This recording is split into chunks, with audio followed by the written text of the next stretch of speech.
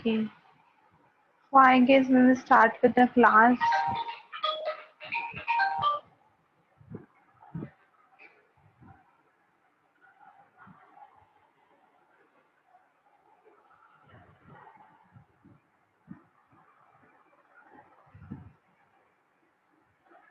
Okay, so we will just start with the class. Anyone has any doubt till the topic that we have covered in the previous class?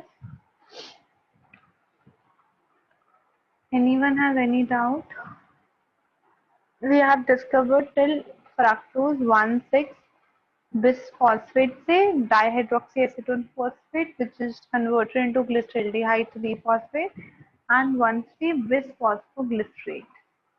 We have discussed till yet. Next point is that अभी तक बताओ इस step तक 1,3 bisphosphoglycerate तक कितने ATP release हुए हैं? How many ATP has been released till now? How many ATP have been released till now?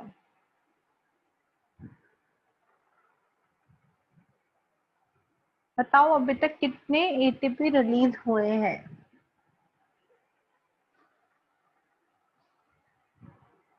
Anyone? 3 ATP release कैसे हुए हैं? ज्योति कब कैसे रिलीज हुए हैं 3 ATP? शिवानी 2 ATP कैसे रिलीज हुए हैं? Jyoti Shivani please tell me the reason that how has हम रिलीज नहीं हुए. यस अभी तक कोई एटीपी रिलीज नहीं हुआ है. 2 एटीपी अभी तक यूज हो चुके हैं. 1 at this step of glucose to glucose 6 phosphate and another at this step of fructose 6 से fructose 1,6. तो 2 एटीपी अभी तक यूज हो चुके हैं. अब बताओ कोई भी एटीपी अभी तक रिलीज नहीं हुआ है. Then tell me how many NADH are released. अभी तक कितने NADH रिलीज हुए हैं इस स्टेप तक? 1,3 bisphosphoglycerate तक how many NADH has been released? अच्छे से सोच के बताना, क्योंकि ये 2 बार ये स्टेप हो रहा है, याद रखना. ये डाइहाइड्रोक्सी एसीटोन फॉस्फेट से ग्लिसरल्डिहाइड बनेगा और वो नीचे जाएगा, और फिर दूसरा डाइहाइड्रोक्सी इसमें कन्वर्ट होगा और फिर वो नीचे जाएगा. तो अभी तक कितने NADH इस स्टेप तक रिलीज हो चुके हैं? इट हैज बीन 2, बिकॉज एक NADH रिलीज हुआ है. बट यहाँ से इस स्टेप से जितने भी रिएक्शंस होंगे सब डबलेट में होंगे, बिकॉज एक डायरेक्ट इसका कन्वर्जन और दूसरा ये इसमें कन्वर्ट होगा और फिर नीचे जाएगा. तो याद रखना यहाँ से जो स्टेप्स हो रहे हैं सब डुप्लेट में हो रहे हैं. अगर एटीपी यूज हो रहा है तो वो भी डुप्लेट में होगा, रिलीज हो रहा है तो वो भी डुप्लेट में होगा, NADH रिलीज हो रहा है डुप्लेट में होगा, कुछ भी है सब डुप्लेट में. तो अभी तक 2 NADH रिलीज हो चुके हैं. नेक्स्ट स्टेप इज 1,3 bisphosphoglycerate से 3 phosphoglycerate हुआ है. सिर्फ हमने 1 वाला फॉस्फेट हटा दिया. तो यहाँ पे कौन सा एंजाइम यूज हुआ होगा? टेल मी, कौन सा एंजाइम यहाँ पे यूज हुआ होगा जब हमने एटीपी हटा दिया, फॉस्फेट हटा दिया? मतलब एटीपी रिलीज होगा, क्योंकि 1,3 बिसफॉस्फेट था उससे 3 फॉस्फेट में कन्वर्ट हो गया, मतलब एक एटीपी का लॉस हो गया. अब एक एटीपी लॉस हुआ, लेकिन एंजाइम कौन सा इन्वॉल्व होगा? फॉस्फेट हट रहा है, तो एंजाइम कौन सा होगा? It should be phosphatase. तो नाम होना चाहिए 1,3 bisphosphoglycerate phosphatase. Yes or no? नाम होना चाहिए नहीं होना चाहिए? 1,3 bisphosphoglycerate phosphatase. ये नाम होना चाहिए कि नहीं होना चाहिए? होना चाहिए, बट ये नाम नहीं है. बिकॉज ऐसा क्या करते हैं हम लोग, नॉर्मली ना फॉस्फेटेज यूज नहीं करते. नॉर्मली हर जगह ना काइनेज यूज करते हैं. सो अगर मैं इस बता रही हूँ सो अगर मैं इस स्टेप को उल्टा देखूं, मतलब मैं सोचूं 3 फॉस्फोग्लिसरेट सबस्ट्रेट है और 1,3 बाइफॉस्फोग्लिसरेट रिएक्टेंट है, तो अभी एटीपी यूज होगा और इसका नाम हो जाएगा 3 phosphoglycerate kinase. Am I correct और नॉट? अगर मैं इस स्टेप को उल्टा देखूं तो मैं नाम देती हूँ on the basis of substrate. Substrate है यहाँ पे 3 फॉस्फोग्लिसरेट और उल्टा जा रहे हैं, मतलब एक एटीपी यूज हो रहा है तो हम काइनेज लगा देंगे। तो ऑलमोस्ट ना बहुत रेयर होता है हम फॉस्फेटेज यूज करते हैं, हम हमेशा काइनेज यूज करते हैं। बट हम इसको 1,3 बिस फॉस्फोग्लिसरेट काइनेज नहीं बोल सकते, 1,3 बिस फॉस्फोग्लिसरेट काइनेज नहीं बोल सकते, बिकॉज इसके कन्वर्जन से इसके कन्वर्जन में फॉस्फेट रिलीज हो रहा है। तो ये होना चाहिए 1,3 बिस फॉस्फोग्लिसरेट फॉस्फेटेज। तो ऐसे केसेस में हम क्या करते हैं, हम सोच लेते हैं ये सबस्ट्रेट है और इससे ये रिएक्टेंट बन रहा है, तो नाम हो जाएगा फॉस्फोग्लिसरेट काइनेज। तो इसलिए इस एंजाइम का नाम है फॉस्फोग्लिसरेट काइनेज। ये स्टेप क्लियर हुआ? ये नाम समझ आया सबको कि ऐसा नाम क्यों है? वैसे ideally the name should be 1,3 bi phosphoglycerate phosphatase, but phosphatase हमेशा देते नहीं है। उस केस में अगर फॉस्फेटेज यूज नहीं किया, काइनेज यूज किया ना, तो याद रखना काइनेज के आगे उसका नाम आएगा जिसमें फॉस्फेटेज लग रहा है, मतलब इसमें लगेगा फिर वो बनेगा। तो नाम बस उस अकॉर्डिंग चेंज कर देना कि रिएक्टेंट डालना है या प्रोडक्ट डालना है। तो इस स्टेप पे एक एटीपी रिलीज हुआ, एक नहीं 2, क्योंकि ये 2 बार होगा। समझ आ गया?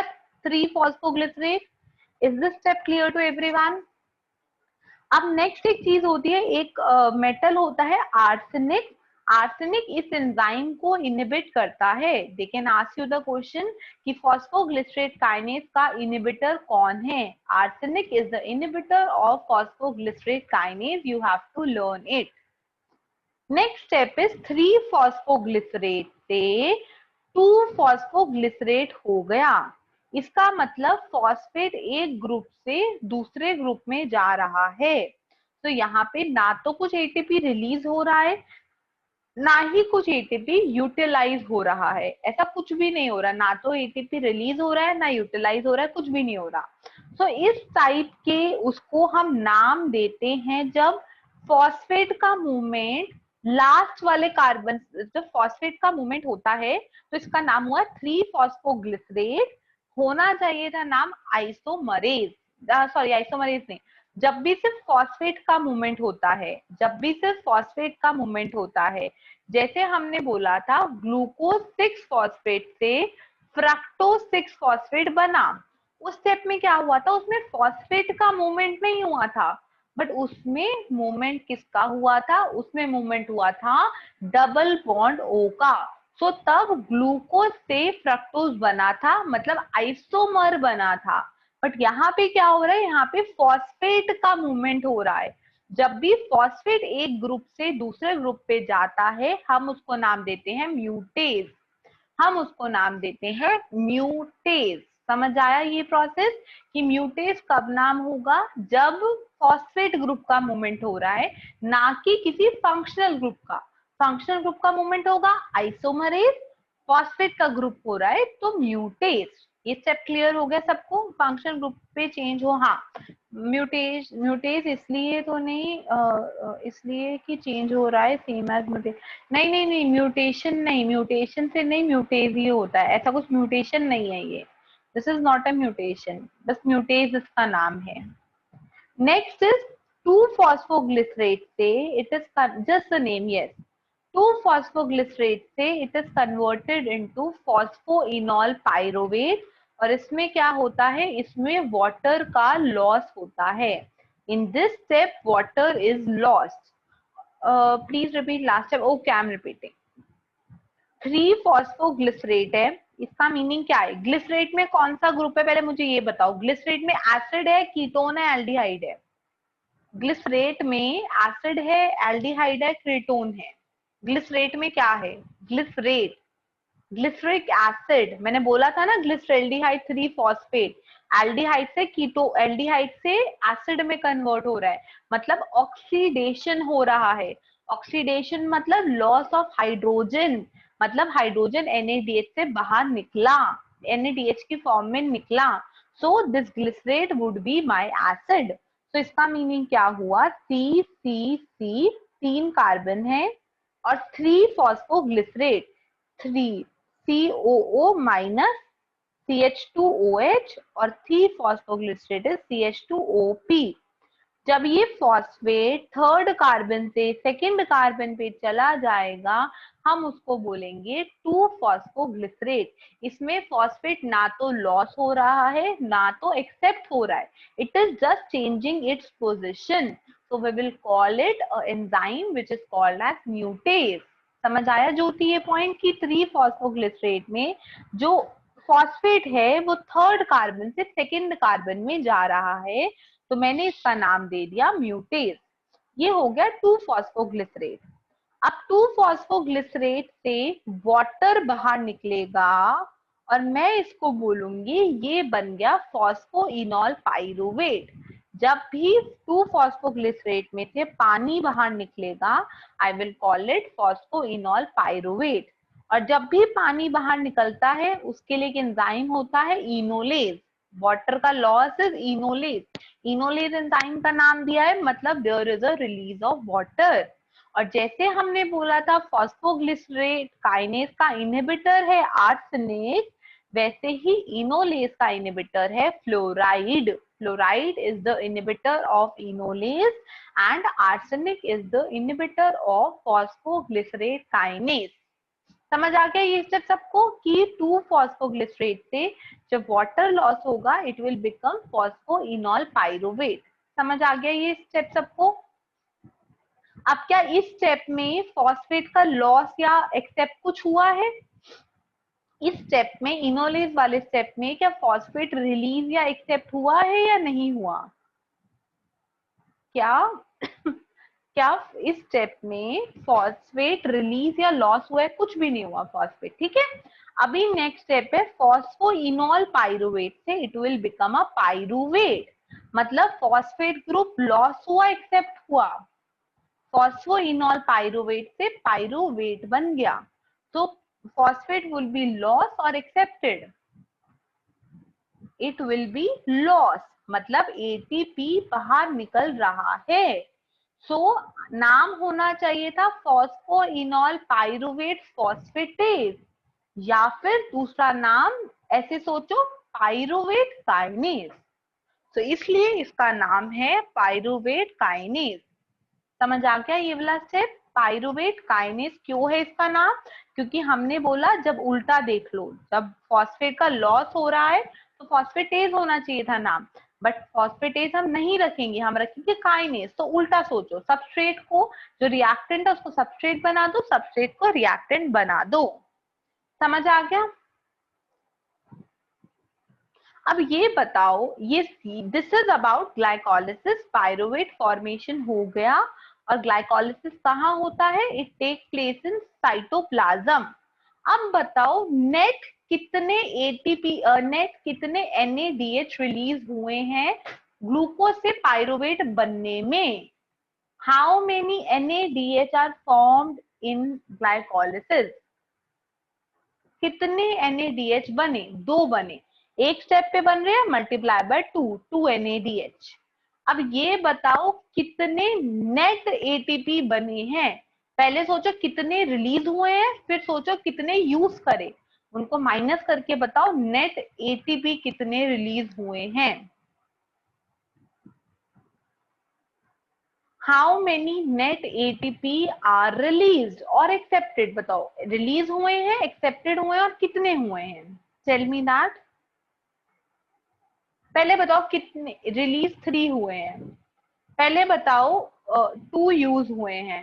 कहाँ कहाँ पे 3 रिलीज हुए हैं? एक ATP यहाँ रिलीज हुआ, एक ATP यहाँ रिलीज हुआ है, मल्टीप्लाई बाय 2, 4 नहीं हुए रिलीज। लास्ट में एक यहाँ हुआ एक यहाँ हुआ, तो 2 ATP रिलीज हुए और डबलेट में होगा ये, तो मल्टीप्लाई बाय 2, 4 ATP रिलीज नहीं हुए। How can 3 ATP release? बताओ, 4 रिलीज और 2 एब्जॉर्ब नहीं हुए? एम आई करेक्ट और नॉट? मैंने बोला 4 ATP रिलीज हुए हैं, 2 ATP एब्जॉर्ब हुए हैं, so net there is a release of 2 ATP। ये जो 2 एटीपी रिलीज हुए हैं इनको मैं बोलूंगी, ये जो 4 एटीपी रिलीज हुए हैं they are called as substrate level phosphorylation. बताया था ना मैंने, जब डायरेक्ट एटीपी रिलीज होगा I will call it substrate level phosphorylation. तो ये जो 2 स्टेप्स हैं, एक ये स्टेप और एक ये step, these two are the examples of substrate level phosphorylation. There is a well-known question asked in many exams that out of the following 4 steps, कौन से steps में substrate level phosphorylation हो रहा है? So एक ये step जब 1,3-bis phosphoglycerate से 3-phosphoglycerate हो रहा है, और दूसरा फॉस्फोइनॉल पायरोवेट से पायरोवेट में कन्वर्ट हो रहा है। These are the 2 steps of substrate level phosphorylation. Is it clear to everyone what are the 2 steps of substrate level phosphorylation in my glycolysis? समझ आ गया? कोई पूछे आपसे ऑक्सीडेटिव फॉस्फोराइलेशन का कौन सा स्टेप होगा in glycolysis, which is the step of oxidative phosphorylation? बताओ कौन सा होगा ऑक्सीडेटिव फॉस्फोराइलेशन का step? Which was the oxidative phosphorylation? Oxidative phosphorylation मतलब क्या निकलना चाहिए? ऑक्सीडेटिव फॉस्फोराइलेशन मींस क्या निकलना चाहिए? NADH। कहाँ निकल रहा है NADH? NADH या FADH तो कुछ भी, बट अभी तक FADH तो निकला नहीं है यहाँ पे ग्लाइकोलिसिस में, तो हम NADH ढूंढो किस स्टेप में निकला है।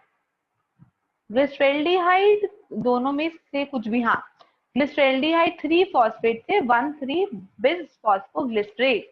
This is the question they can ask you. समझ आ गया? ये पॉइंट सबको क्लियर हो गया? ये पॉइंट सबको क्लियर हो गया? Is this point clear to everyone?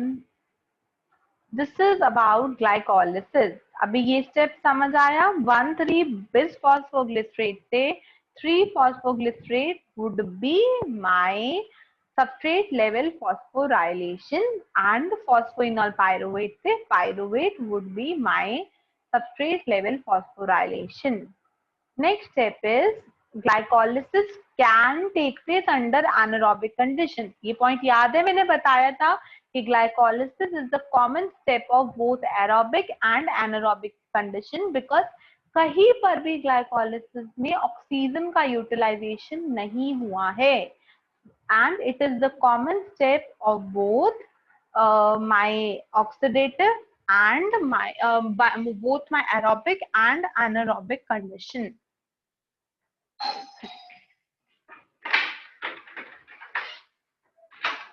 Is it clear to everyone? Is this point clear to everyone? ठीक है। अभी रेगुलेटरी एंजाइम्स कौन से होंगे ग्लाइकोलिसिस के? जिन जो स्टेप इरिवर्सिबल होते हैं they would be my regulatory enzyme. जो स्टेप्स इरिवर्सिबल होंगे वो होते हैं मेरे रेगुलेटरी एंजाइम। मैंने बोला था 3 स्टेप्स जो होते हैं दे वुड बी, जो 3 स्टेप्स होंगे वो होते हैं इरिवर्सिबल। जो एंजाइम्स इन्वॉल्व होते हैं hexokinase, phosphofructokinase and pyruvate kinase. These 3 are my irreversible steps and जो इनके एंजाइम्स हैं they would be regulatory। ये समझ आया सबको? ये मैंने पहले बताया था कि जब भी हम उसकी बात करेंगे इरिवर्सिबल स्टेप की, इरिवर्सिबल स्टेप्स कौन से हैं ग्लाइकोलिसिस में? 3 है, मैंने पहले बताए थे, hexokinase, phosphofructokinase and pyruvate kinase.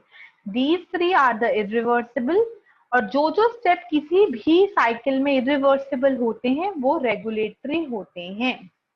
समझ आ गया? ये पॉइंट सबको क्लियर हुआ? You have to learn it. Is it clear to everyone?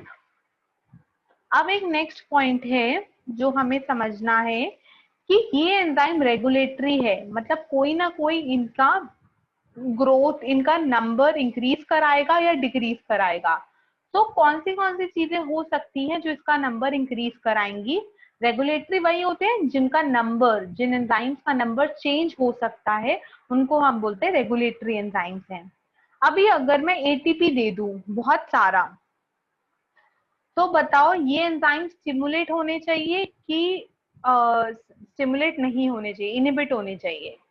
अगर मैं बहुत सारा एटीपी दे दूं, देखो हमेशा इस टाइप ऑफ क्वेश्चन के लिए हमें दिमाग में रखना है कि जब भी whenever I have something in excess, तो मैं कोशिश करूंगी मेरी उसकी प्रोडक्शन ना हो।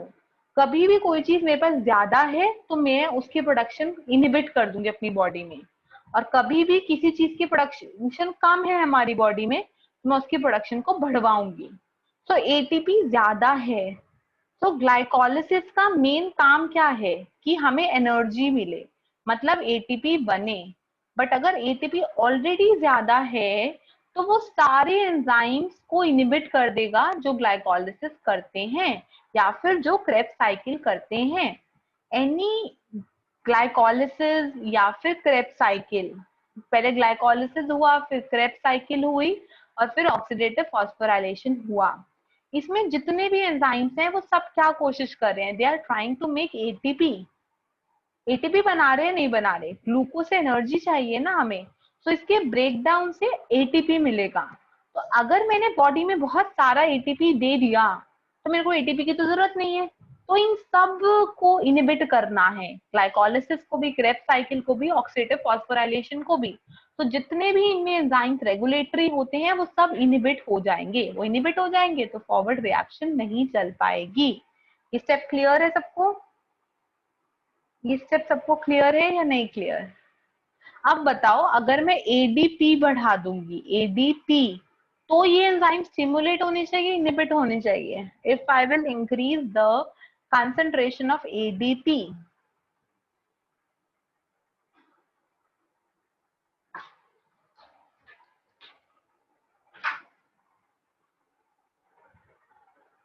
क्या?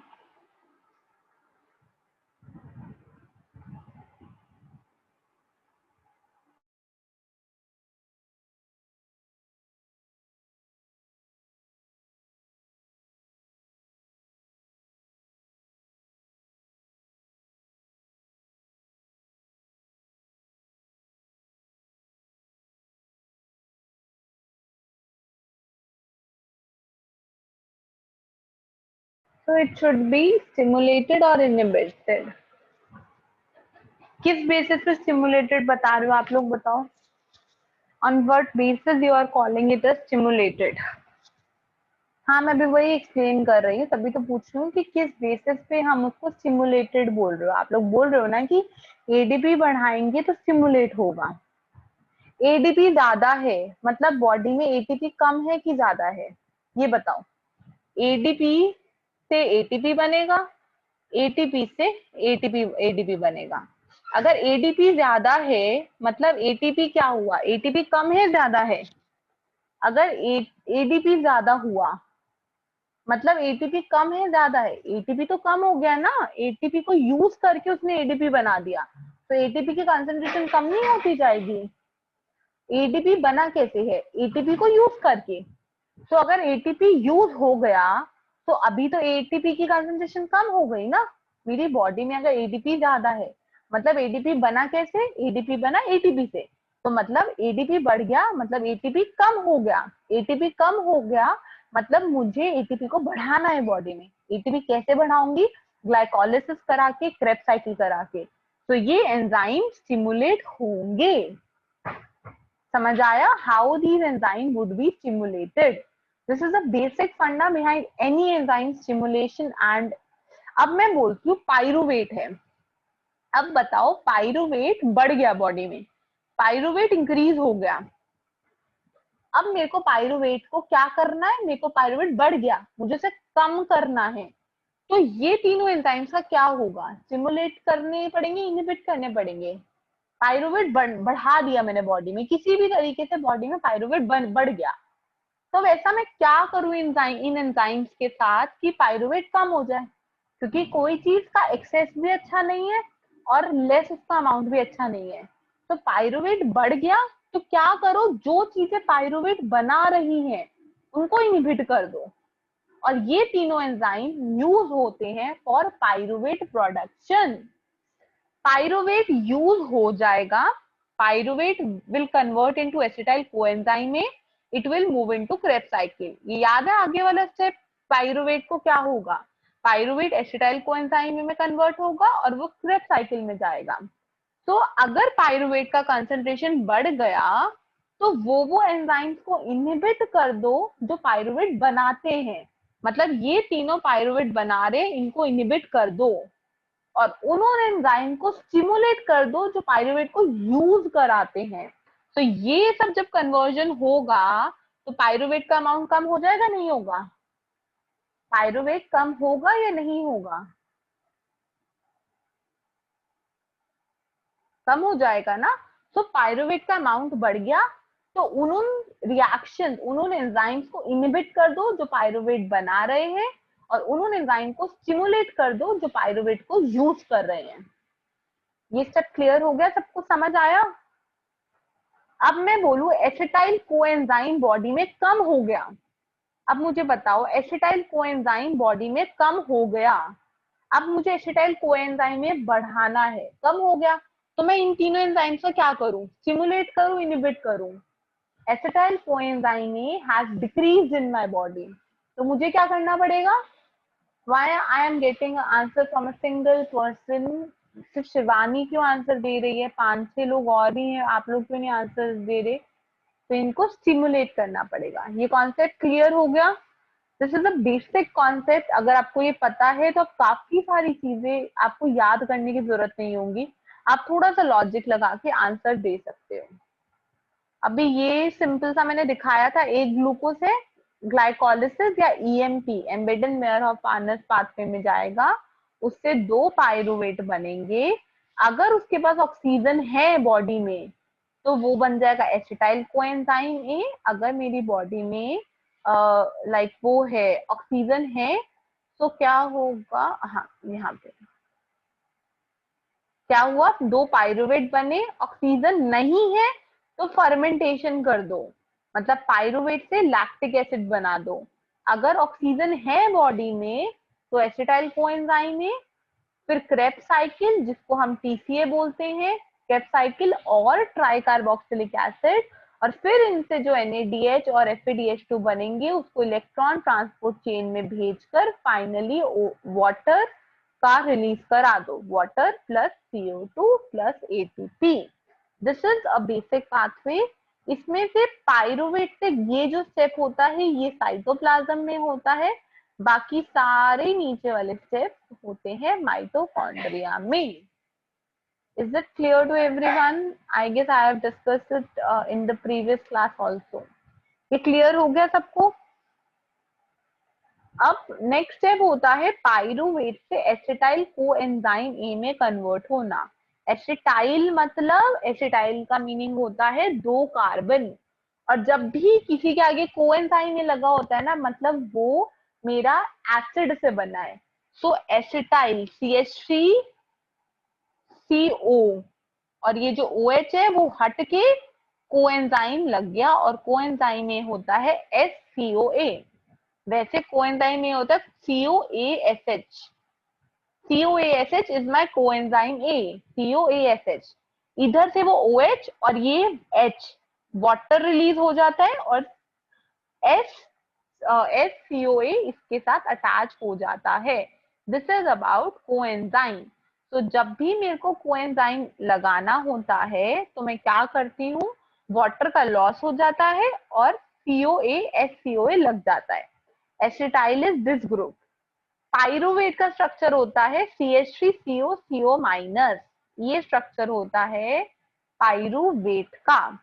अब पायरुवेट के स्ट्रक्चर में क्या है?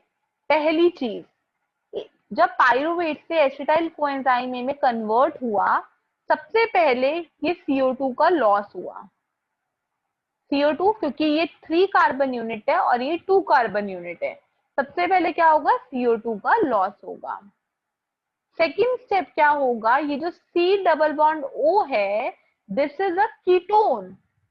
इसके ऊपर अगर मुझे SCOA लगाना है तो मुझे इस कीटोन को कन्वर्ट करना पड़ेगा एसिड में, तब जाके SCOA लगेगा इसके ऊपर। याद रखना कोएंजाइम ए हमेशा एक एसिड के ऊपर लगता है, लेकिन जब मैं CO2 को रिलीज करा दूंगी तो ये कीटोन बच जाएगा। तो पहले मुझे कीटोन को एसिड में कन्वर्ट करना पड़ेगा. This is called as oxidation और reduction. This is called as oxidation और रिडक्शन. कीटोन को एसिड में कन्वर्ट करना इज ऑक्सीडेशन और reduction. Am I going too fast? Like I'm not getting answers from your side. Am I going too fast?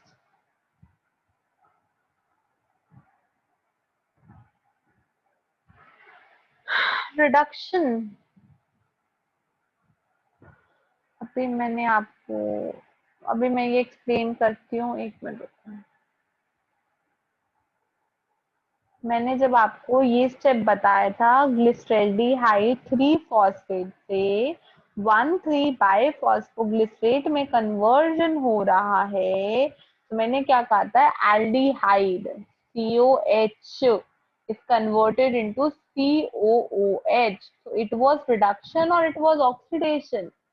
ऐसे ही हमेशा याद रखना, alcohol से बनता है एल्डिहाइड और कीटोन और उनसे बनता है एसिड. इस डायरेक्शन में ऑक्सीडेशन होती है और जब इस डायरेक्शन में हम मूव करते हैं, this is called as reduction.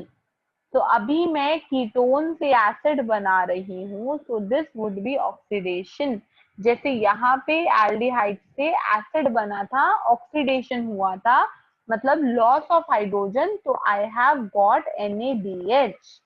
अभी मैं क्या बोल रही हूँ इस स्टेप में, सिमिलरली जिसने मुझे कहा था रिपीट करने को, इट इज पाइरुवेट से एसिटाइल CoA कन्वर्ट हो रहा है. This is taking place in mitochondria.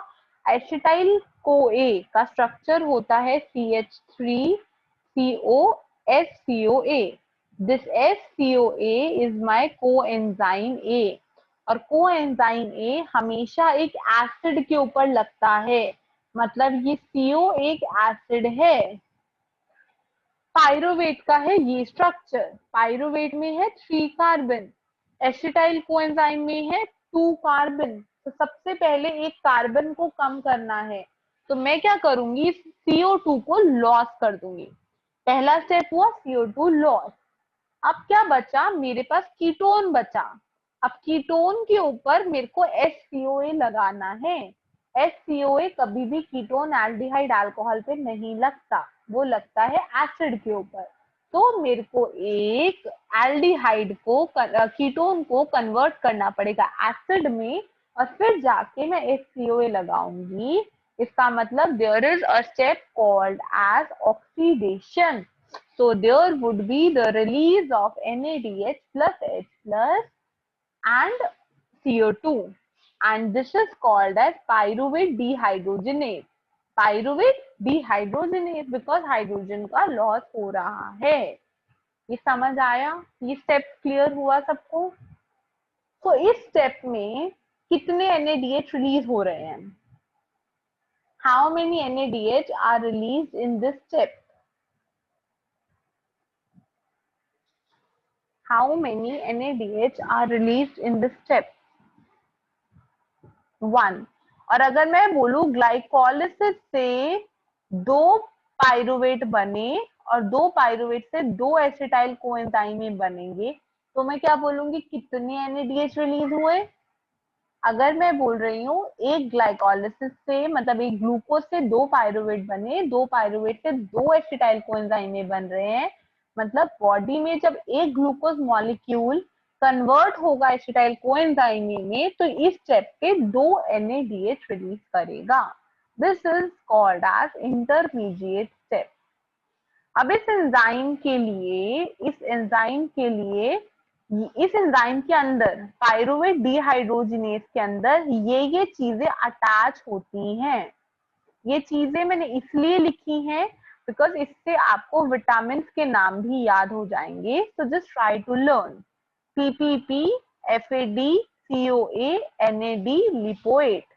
लिपोएट कुछ नहीं है, NAD जो हमने ऊपर NAD plus NADH plus H plus पढ़ा, तो इसकी फुल फॉर्म है निकोटिनामाइड एडेनिन डाई न्यूक्लियोटाइड.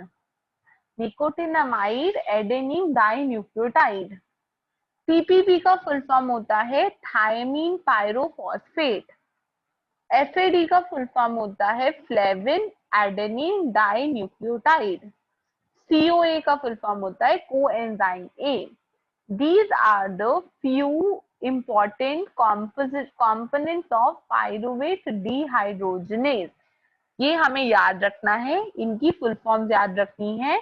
इस अकॉर्डिंग हम याद करेंगे। जो थायमीन होता है वो विटामिन B1 होता है। जो फ्लेविनो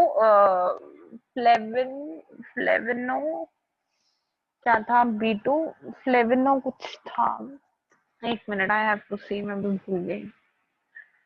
फ्लेविनो, सॉरी, हाँ, it was riboflavin.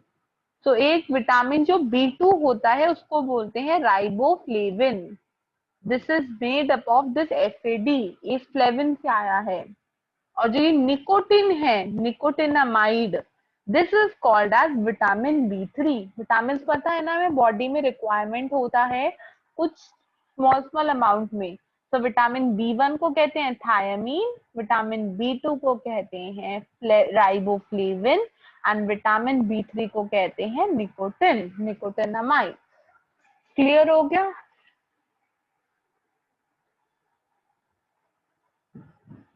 Is it clear to everyone? ये स्टेप, इसमें ये मैंने इसीलिए लिखे हैं, इससे आपको इनकी फुल फॉर्म भी याद हो जाएंगी और आपको विटामिन के नाम भी याद हो जाएंगे।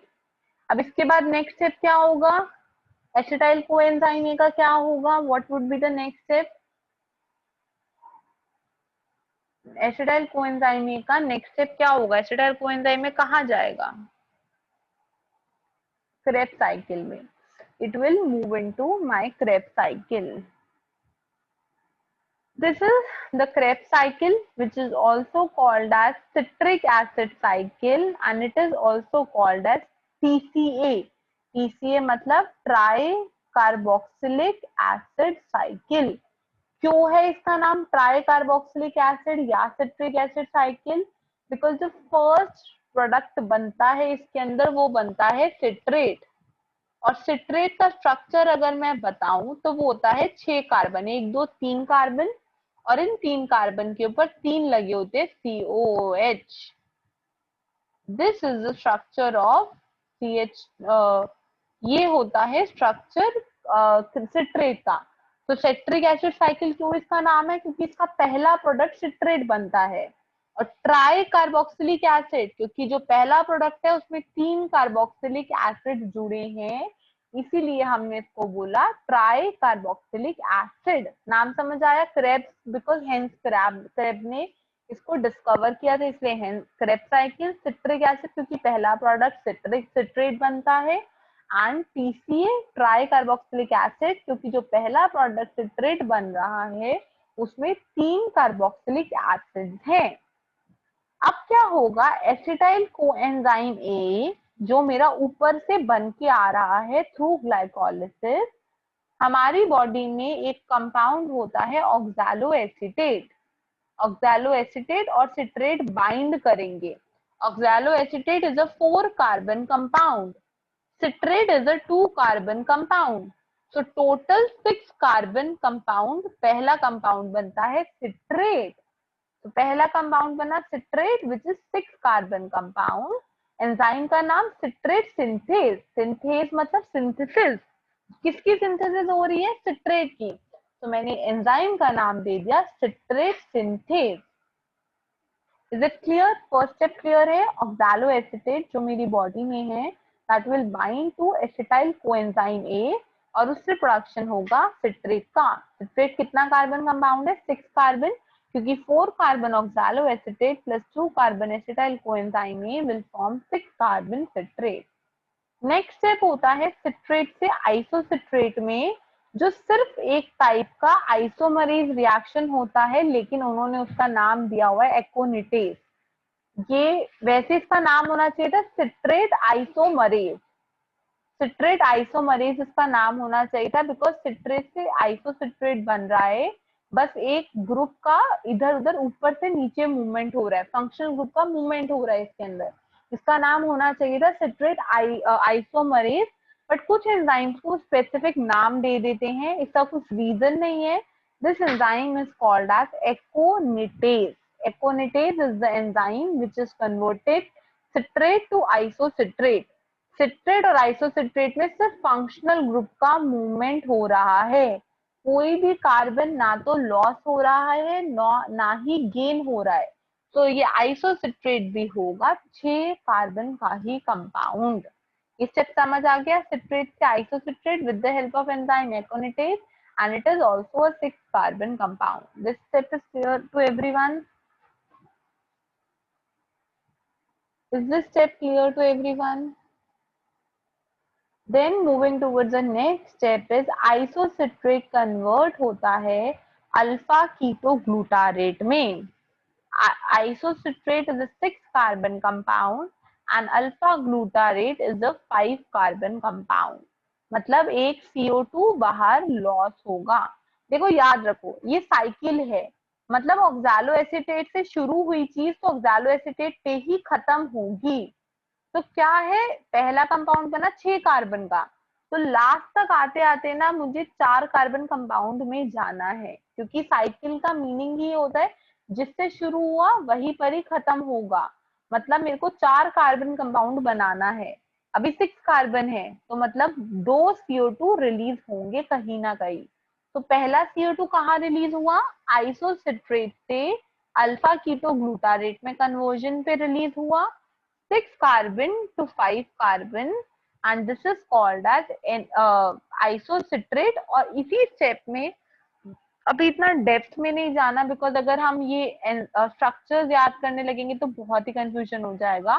सिर्फ याद करने के लिए ऐसे याद कर लो कि जिस जिस स्टेप में CO2 रिलीज हो रहा है ना, उसके साथ साथ NADH भी रिलीज होएगा क्रेब्स साइकिल में। It is not for a like एक रूल नहीं है, बट अभी बिकॉज हम स्ट्रक्चर्स इतना डेप्थ में नहीं जा सकते, उसका रिक्वायरमेंट नहीं है, तब जिस चीज का यूज नहीं है उसके लिए टाइम वेस्ट करने का कोई फायदा नहीं है।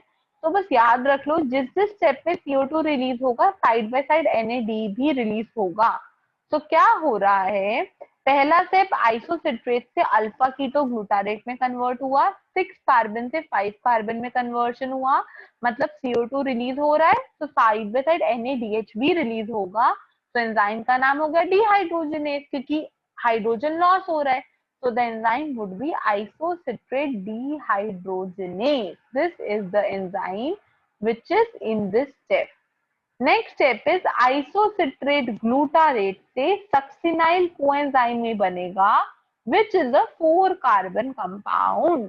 5 से 4 में कन्वर्ट हो रहा है, मतलब CO2 लॉस हुआ है, मतलब NADH लॉस हुआ है। ये मुझे लग रहा है मैंने गलत लिख दिया, यहाँ पे भी NADH का लॉस होगा।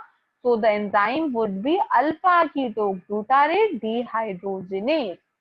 यहाँ तक क्लियर हो गया सबको, आइसोसिट्रेट से अल्फा कीटोग्लूटारेट से सक्सिनाइल कोएंजाइम में दोनों के अंदर एक एक CO2 रिलीज होता है, एक एक NADH रिलीज होता है, इसलिए इनके एंजाइम्स हैं डिहाइड्रोजनेज।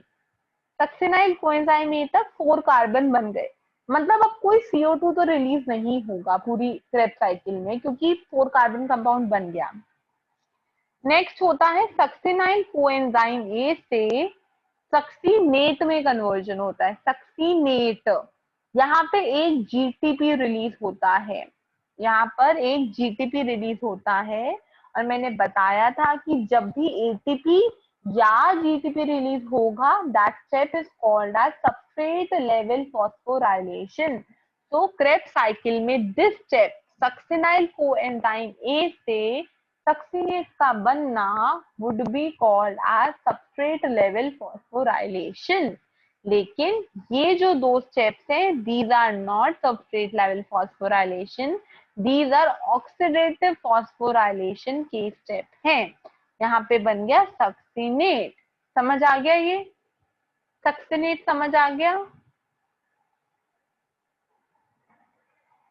सक्सीनेट के बाद बनता है फ्यूमारेट, फिर मैलेट, फिर ऑक्सैलो एसीटेट। सक्सीनेट के बाद बनेगा फ्यूमारेट, मैलेट, ऑक्सैलो एसीटेट। फ्यूमारेट में F से नाम शुरू हो रहा है, तो याद रख लेना इसी स्टेप में FADH2 रिलीज होता है। इस स्टेप में रिलीज होगा FADH2। सक्सिनेट से फ्यूमारेट में FADH2 रिलीज होगा, और FADH2 किससे बनता है? FAD से। मतलब FAD से FADH2 बन रहा है, मतलब there is a loss of hydrogen, so it is called as succinate dehydrogenase. This is called as succinate dehydrogenase.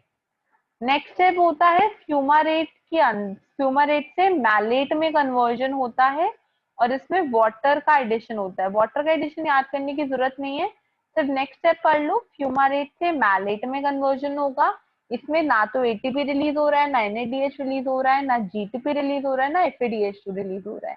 Main हमें वो स्टेप्स याद रखनी है जहां पर NADH, GTP, FADH2 या फिर ATP रिलीज हो रहा है। और मैलेट से कन्वर्जन होता है ऑक्सैलो एसीटेट में, यहाँ पे दोबारा एक NADH रिलीज होता है। यहाँ पे कोई भी CO2 रिलीज नहीं होगा, बट यहाँ पे NADH रिलीज होगा। बाद वाले एंजाइम नहीं याद रखने मैम। देखो बाद वाले एंजाइम याद रखने की जरूरत नहीं है, बट अगर हम सिंपली देखें, जहां पे भी FADH2 रिलीज हो रहा है, जहां पे भी NADH रिलीज हो रहा है, उसको डिहाइड्रोजनेस लगा दो। याद करने नहीं है, याद करने की जरूरत नहीं है। मेनली वो कभी कभी एक्कोनिटेज पूछ लेते हैं, या फिर वो ये पूछते हैं किस एंजाइम कहाँ पे NADH रिलीज होगा, तो वो आपको पता है जहां पे भी NADH रिलीज होगा वहां पे डिहाइड्रोजनेस लगा दो नाम के आगे, या जहां पे भी FADH2 रिलीज होगा वहां पे भी डिहाइड्रोजनेस लगा दो। तो इसलिए इन एंजाइम्स को याद नहीं करना है, बट ये याद रखना जिस जिस स्टेप में FADH2 निकल रहा है या जिस जिस स्टेप में NADH निकल रहा है उसके आगे डिहाइड्रोजनेस एंजाइम है इन्वॉल्व। समझ आ गया? Is it clear to everyone? Is it clear to everyone और नॉट? अब बताओ टोटल इस साइकिल में कितने NADH रिलीज हुए? टोटल इस साइकिल में कितने NADH रिलीज हुए? How many NADH are release in this cycle? 3। कितने FADH2 रिलीज हुए? कितने FADH2 रिलीज हुए? 1। कितने ATP या GTP रिलीज हुए? कितने ATP या GTP रिलीज हुए? 1। तो अब याद रखना this is about a Krebs cycle. लेकिन अगर मुझसे कोई पूछे अगर एक मॉलिक्यूल ऑफ ग्लूकोज है, जब वो क्रेब साइकिल में जाएगा तो कितने NADH2 रिलीज होंगे? अगर हम बोल रहे एक मॉलिक्यूल ऑफ ग्लूकोज जब क्रेब साइकिल में एंटर करेगा कितने मॉलिक्यूल ऑफ NADH2 रिलीज होंगे? How many molecules of NADH2 will be released? जब एक molecule of glucose Krebs cycle में जा रहा है तो क्रेब साइकिल में कितने NADH2 बनेंगे? 3 into 2 नहीं कर देंगे? 3 बन रहे थे, बट जब एक ग्लूकोज मॉलिक्यूल है तो 2 एसिटाइल कोएंजाइम ही आएंगे, तो 3 into 2 6 NADH2 बनेंगे। ये समझ आया सबको? ये समझ आया सबको कि नहीं आया? सो अब मेरे पास क्वेश्चन है कि ये समझ आ गया ना सबको कि substrate level phosphorylation succinyl coenzyme में से सक्सिनेट है, और बाकी in my 1 ATC 1 Krebs cycle में, एक क्रेब साइकिल में 3 NADH लॉस हुए, 1 FADH2, 1 GTP, और जहां पे GTP रिलीज हो रहा है विच इज दिस स्टेप, ये कहलाता है सबस्ट्रेट लेवल फॉस्फोराइलेशन। अब मुझसे कोई पूछता है total number of ATP are produced after ETC। ETC हो गया मतलब सब कुछ खत्म हो गया, तो एक मॉलिक्यूल ऑफ ग्लूकोज से टोटल कितने ATP बनेंगे? कोई मुझसे अगर ये पूछेगा तो मैं कैसे आंसर दूंगी? सबसे पहले I will start with NADH। एक तो NADH से बनेगा ATP, एक FADH2 से, एक ग्लूकोज से। एक एक करके तीनों साइकिल्स देखो। Glycolysis intermediate TCA। ग्लाइकोलिसिस में कितने NADH रिलीज हुए थे? How many NADH are release? सिर्फ एक स्टेप पे रिलीज हुआ था ना, ग्लिसरॉल्डिहाइड 3 फॉस्फेट से 1,3 बाइफॉस्फोग्लिसरेट। सो हम बोलेंगे एक स्टेप पे हुआ था लेकिन मल्टीप्लाई बाय 2, तो 2 बने। जब इंटरमीडिएट स्टेप हुआ था तब कोई एक NADH रिलीज हुआ था इंटरमीडिएट स्टेप, मतलब पाइरुवेट से एसिटाइल कोएंजाइम ए में क्या एक NADH लॉस हुआ था या नहीं हुआ था? लॉस हुआ था, नहीं हुआ था ना? एक हुआ था, दो हुआ। अब इसमें ग्लाइकोलिस, अब हम इसकी बात कर रहे हैं तो हम इनटू में 2 करेंगे नहीं करेंगे? 1 मल्टीप्लाई बाय 2 करेंगे नहीं करेंगे? शैल वी 1 मल्टीप्लाई बाय 2 करेंगे नहीं करेंगे? देखो 3 ग्लिसरेल्डिहाइड 3 फॉस्फेट के बाद कुछ भी बन रहा है ना, कुछ भी बन रहा है, just double it up, just double it. कुछ भी बन रहा है उसको डबल कर दो। TCA में कितने NADH बने हैं अब टोटल?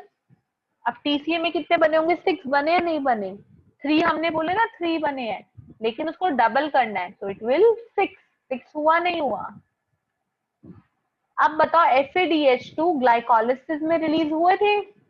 FADH2 ग्लाइकोलिसिस में रिलीज हुआ था? नहीं। इंटरमीडिएट स्टेप में रिलीज हुआ था? इंटरमीडिएट स्टेप में रिलीज हुआ था? नहीं। TCA में रिलीज हुआ था? TCA में रिलीज हुआ था? हुआ था। कितने? एक की दो? अब कितने बोलेंगे हम यहाँ पे? एक हुआ था, लेकिन मल्टीप्लाई बाय 2 करेंगे नहीं करेंगे? तो it will come out to be 2। अब चलो ATP या GTP पे। ग्लाइकोलिसिस में नेट कितने ATP रिलीज हुए? नेट ATP बताओ। 4 रिलीज हुए थे, है ना, और 2 यूज हो गए थे, तो नेट वुड बी 2। नेट बताओ, नेट बताओ, नेट 2 होंगे, क्योंकि हमें नेट देखना है। और TCA में इंटरमीडिएट में क्या कोई रिलीज हुआ था ATP?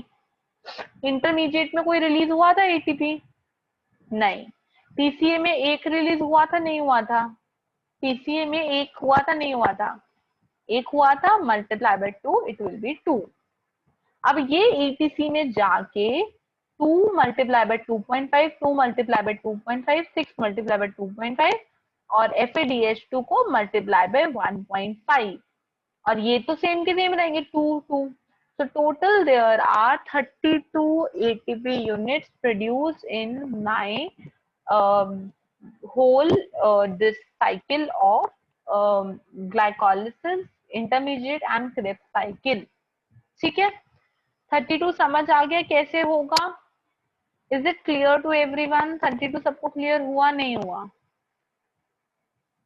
लेकिन कभी कभी क्या होता है ऑप्शन में ना 36, 38, 40, 42 आ जाता है। 32 ऑप्शन में ही नहीं होता। कभी कभी क्या होता है ऑप्शन में 32 है ही नहीं। तब याद रखना, तब कैसे आंसर निकालोगे मैंने समझाया था। To be precise, 1 NADH will produce 2.5 ATP and 1 FADH will produce 1.5 ATP। सो अगर 32 ऑप्शन में नहीं है, राउंड इट ऑफ। 2.5 को 3 में राउंड इट ऑफ कर दो, 1.5 को 2 में राउंड इट ऑफ कर दो।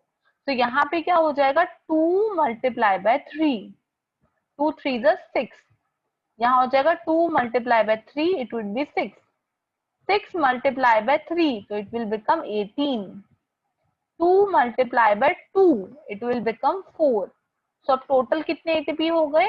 18 plus 4 22, 22 plus 4 my 28, 28 plus 6 would be 34 and 34 plus 6, नहीं तो गड़बड़ी होगी, 40 तो नहीं होते, इट वुड बी 48, नहीं 48 कहाँ हुए? 48 थोड़ी हो गए, 38 होते हैं।